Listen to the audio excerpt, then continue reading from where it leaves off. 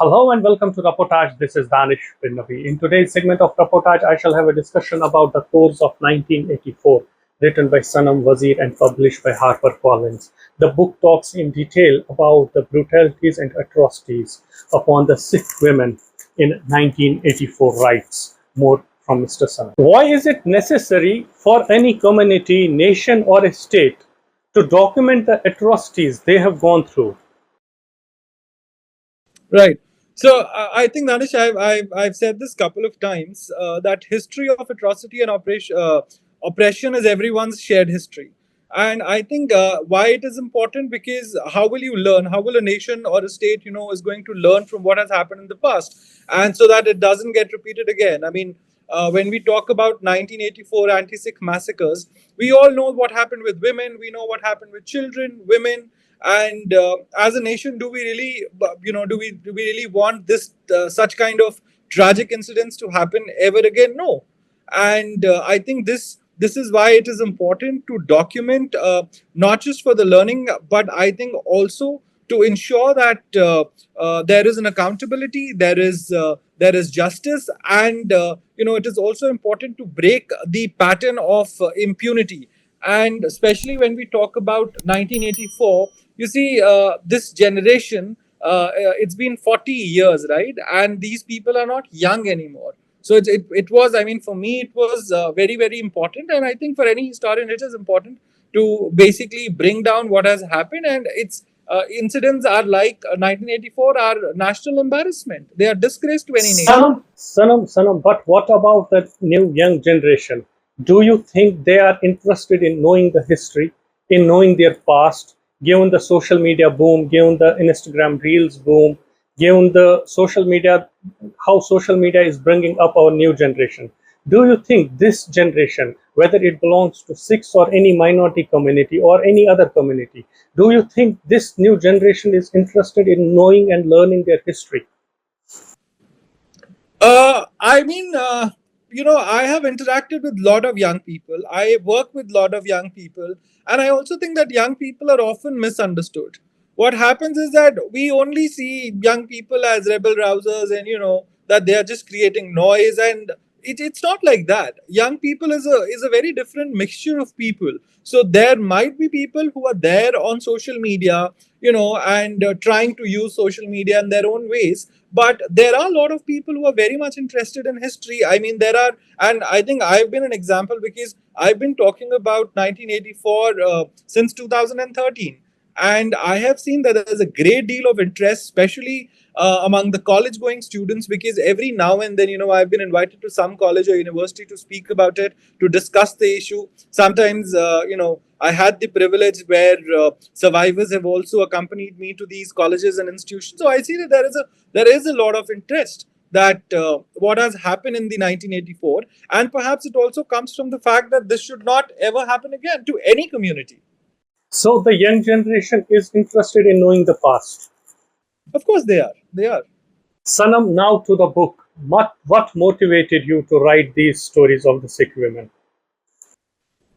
I think, I've said this time and again that historically what happens is that in any conflict, in any violence, or any orchestrated violence like 1984, all of these tragic incidents are fought over the bodies of women, and unfortunately their accounts are just marginalized and most of the times erased from the history. So what I wanted to my attempt through this book is also to talk about that. One is that history of atrocity and oppression is a shared history, and second was that it's not those days of violence, it's beyond that, that what happened with these women, right? It's been 40 years, that trauma of the violence, the cycle of impunity, that hasn't ended. I mean, it the violence just didn't end at those 3 days or 4 days or 10 days for that matter. It continues, right? It continues, and these women are bearing the front of it. And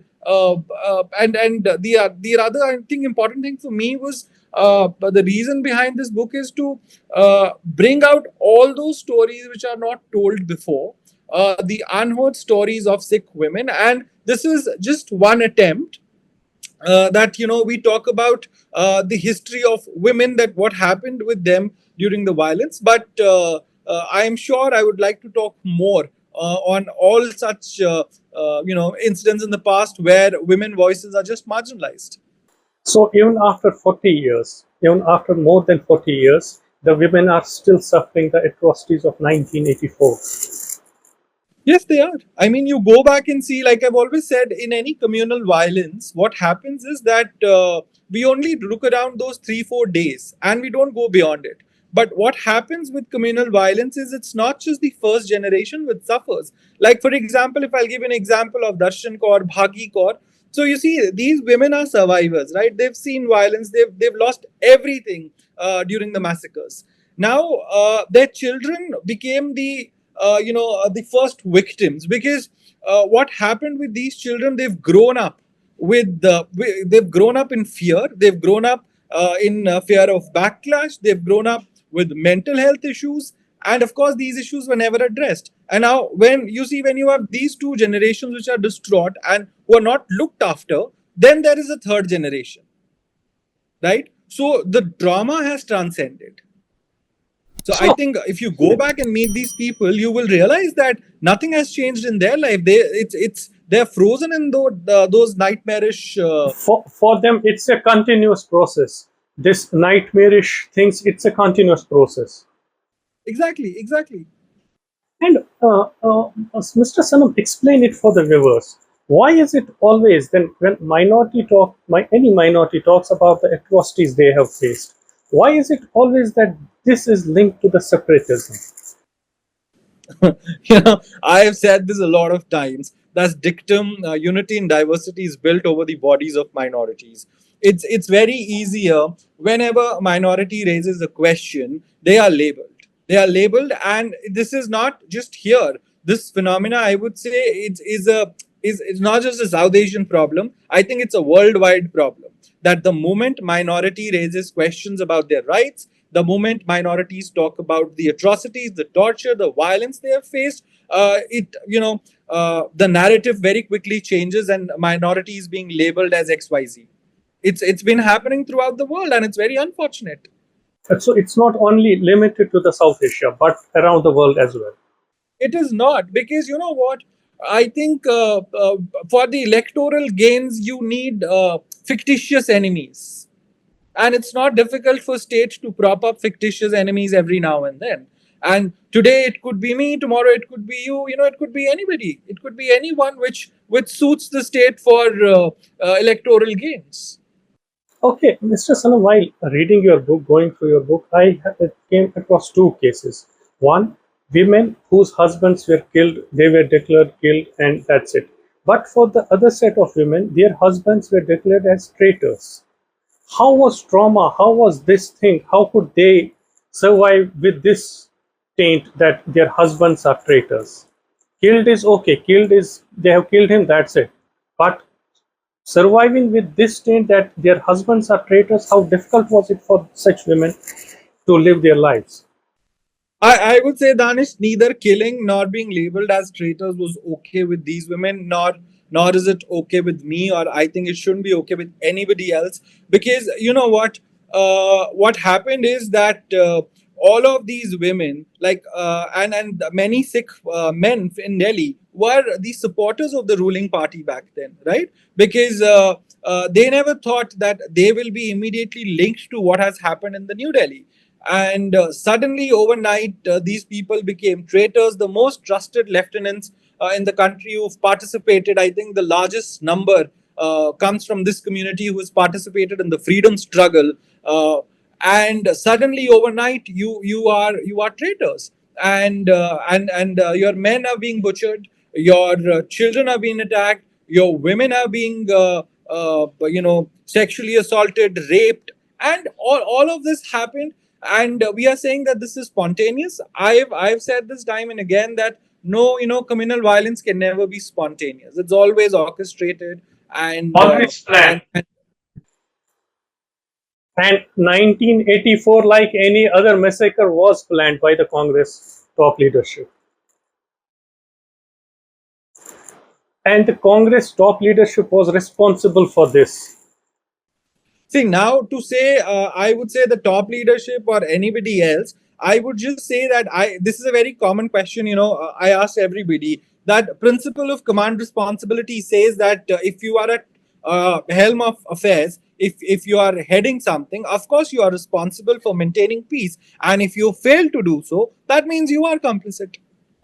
Mr. Sanam, in 1984, when the riots took place on the very first day, army intervened after 3 days.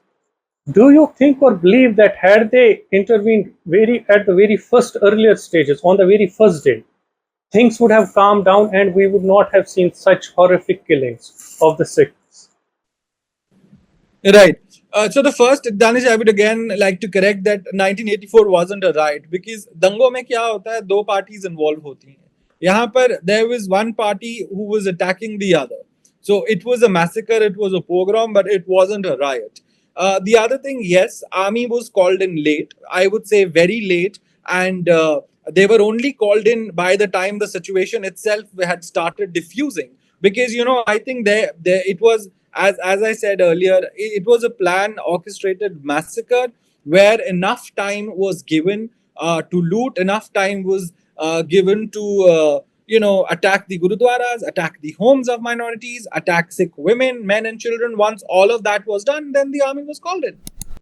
And so, army is complicit in this rape and massacre, whatever you want to call it. They are complicit in this case. Say that. I won't say that they are not complicit in this, because you see that body, that institution works with orders, right? If you do not give that institution an order, how is that institution going to follow? So we are putting the blame. So can we put the blame on the political leadership? Of course, I am saying that this is political parties. There are major institutions that have failed. Police is, of course, complicit in it. But I wouldn't say army is, because army was called in. When the army was called in, they came in. I mean, army only follows the orders, right? So it's the political leadership, not the army leadership. Right, it's political leadership, yes. Mr. Sanam, my last question before we end up this intriguing discussion. Explain for the viewers the scenes of Trilokpuri in New Delhi. What actually happened in Trilokpuri in those last 3 to 4 days? Right. So you see, Trilokpuri, when you speak to people, the eyewitnesses, you speak to some journalists who've covered Trilokpuri, they said the moment you entered Trilokpuri, there was a different kind of stench, and it felt as if you've entered a war zone, because the homes, most of the homes were razed. When by the time these reporters and all of other institutions came in, it was all cleaned. But the women, when women like Darshan Kaur and other have left Trilokpuri, Darshan said that we could see heaps of bodies lying around. We could see that limbs of people lying around. Right? She said that when I left Trilokpuri, it felt like that this is nothing less than a Shamshan Ghat, where you have bodies lying everywhere, where you have the homes of Sikh people burnt, and you have some men lying there in pain, but there was nobody who could help them. So the scenes was very gory at Trilokpuri, and Darshan says that there are still times when she couldn't sleep, whenever she thinks about 84, because it takes her back to those horrific days. Mr. Sanam, pleasure talking to you. Thank you very much. Let me hold your book once again for the viewers so they buy it and read it and understand what happened to the Sikh community in 1984. Pleasure talking to you, sir. Thank you. Same here, Danish. Same here. Please subscribe to our channel Reportage and press the bell icon to remain updated.